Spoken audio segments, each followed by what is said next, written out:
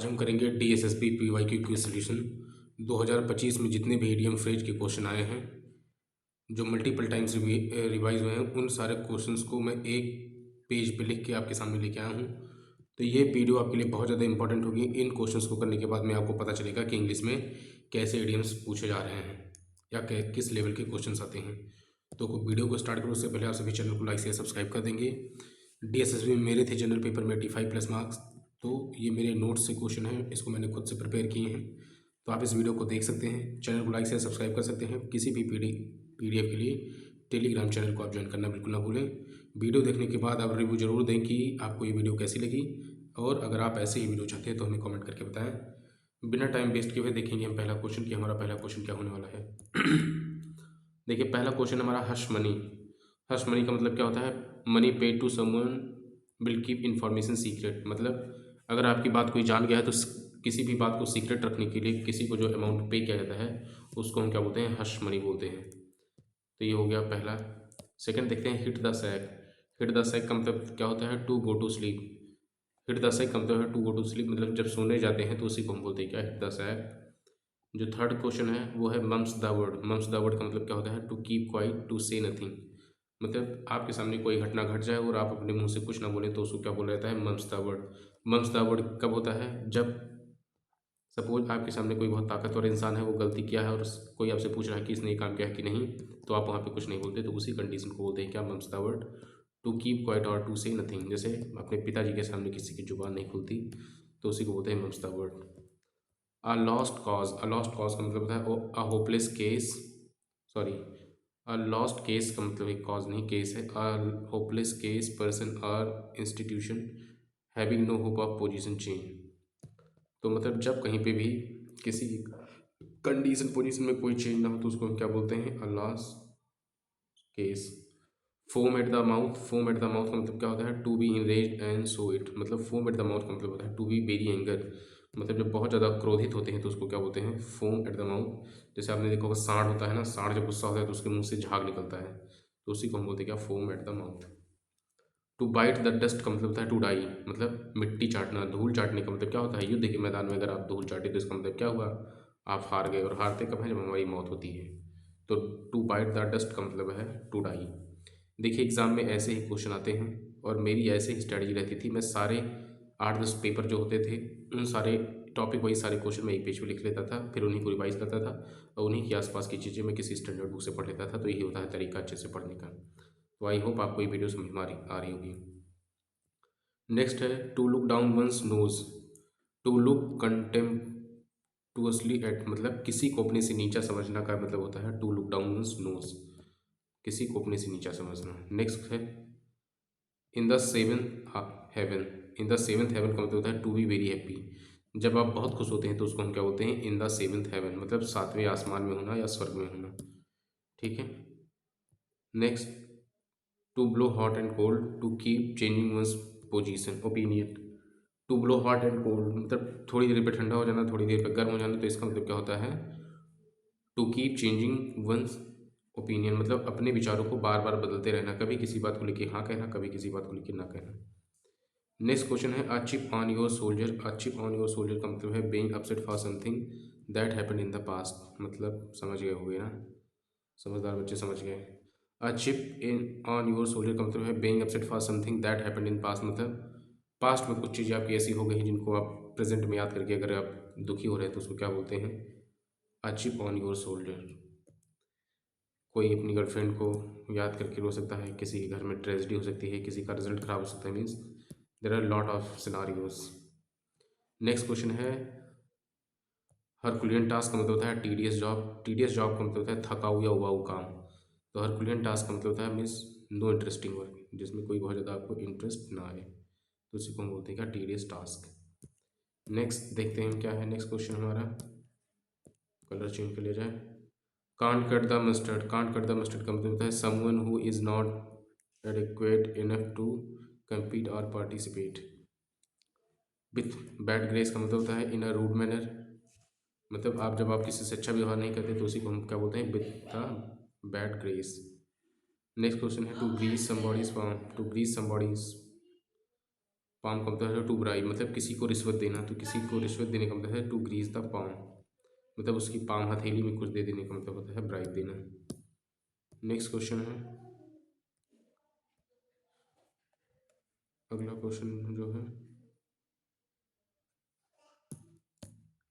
A bird in the hand is worth in it the bush, means having something that is certain is much better than taking a risk for more। जैसे अगर आपको DSSB में primary teacher की नौकरी मिल गई है तो आप टीजीटी पीजीटी के लिए प्रयास करें, लेकिन प्राइमरी वाली नौकरी को आप छोड़ें मत, पीआरटी की जॉब को आप गिव अप मत करें। मतलब जो चीज़ें आपके हाथ में है वही ज़्यादा सर्टेन है, जो चीज़ें भी आपको फ्यूचर में मिलने वाली हैं उसका कोई बहुत ज़्यादा भरोसा नहीं है। फिर है नैरो माइंडेड। नैरो माइंडेड का मतलब क्या होता है, not willing to accept idea of other, मतलब एक ऐसा व्यक्ति जो दूसरे के आइडियाज़ को, विचारों को नहीं मानता, उसी को हम क्या बोलते हैं, नैरो माइंडेड। उसको यही लगता है कि जो मैं कह रहा हूँ वही बातें सबके हैं सही हैं। नेक्स्ट है ईट माई डस्ट। ईट माई डस्ट का मतलब होता है a person might say this if they are confident that they will outperform someone else. Next है all Greek to me. All Greek to me का मतलब होता है a way of saying that you don't understand something that is said और written. तो all Greek to me का मतलब होता है मतलब कुछ ऐसी बातें कहना जो आपको बिल्कुल भी समझ में ना आए, तो इसी का मतलब है all Greek to me. I hope आपको मेरी बातें समझ में आ रही होंगी। समझ में आ रही है तो वीडियो को लाइक से सब्सक्राइब आप लोग जरूर करेंगे। नेक्स्ट क्वेश्चन है give a man a fish, मतलब किसी आदमी को मछली देने का मतलब क्या है, in a long run it is better to teach a person how to do something that to do something for them. Next है everything but the kitchen sink including everything rarely possible, मतलब वो सारी चीज़ें करना जो क्या हो सकती हैं, पॉसिबल हो सकती हैं। नेक्स्ट है ग्रीन आइट। ग्रीन आइट का मतलब क्या होता है, जेलियस, ईर्ष्यालु, मतलब किसी की आँख हरी हो जाना, ग्रीन आइट हो जाना, मतलब जेलियस हो गया, ईर्ष्यालु हो गया। Give loose rein to, give on complete freedom, मतलब गिव लूज रेन टू का मतलब होता है गिव ऑन कंप्लीट फ्रीडम, मतलब किसी को पूरी तरह से आज़ादी दे देना, स्वतंत्र छोड़ देना। जैसे कुछ बच्चे दिल्ली जब पढ़ाई करने के लिए जाते हैं तो उनका क्या होता है, गिव लूज रेन टू।